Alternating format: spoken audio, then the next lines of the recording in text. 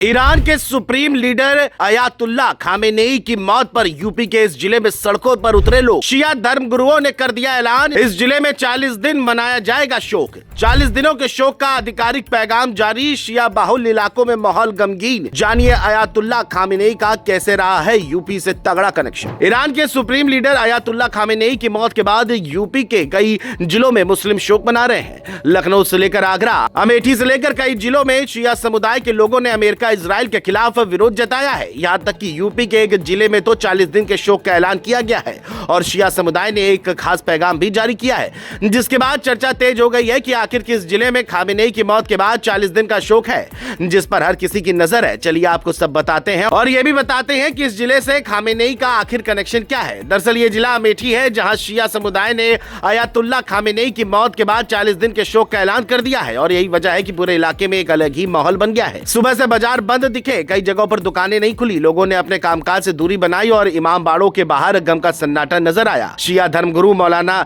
जिशान हैदर अली ने आधिकारिक पैगाम जारी कर कहा कि ये सिर्फ एक व्यक्ति की मौत नहीं बल्कि एक विचार के खिलाफ हमला है, इसलिए पूरा समुदाय 40 दिन तक किसी तरह का उत्सव नहीं मनाएगा। बता दें कि अमेठी के शिया बहुल इलाकों में लोगों का गुस्सा साफ दिखाई दे रहा है। युवा हाथों में काले झंडे लिए नजर आए तो बुजुर्गों की आंखों में आंसू दिखे।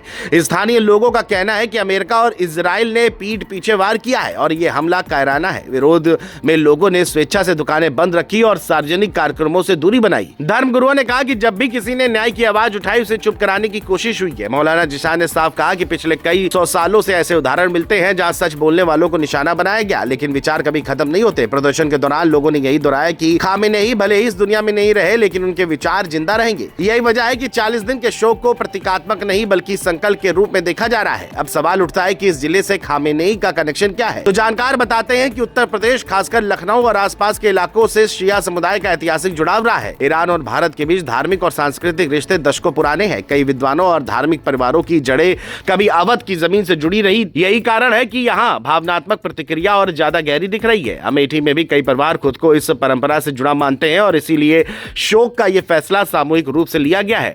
प्रशासन भी हालात पर नजर बनाए हुए है, क्योंकि जिले में संवेदनशील माहौल को देखते हुए शांति बनाए रखना जरूरी है। पुलिस गश्त बढ़ा दी गई है और अधिकारियों ने समुदाय के लोगों से संवाद भी किया है ताकि किसी तरह की अफवाह माहौल खराब न करे।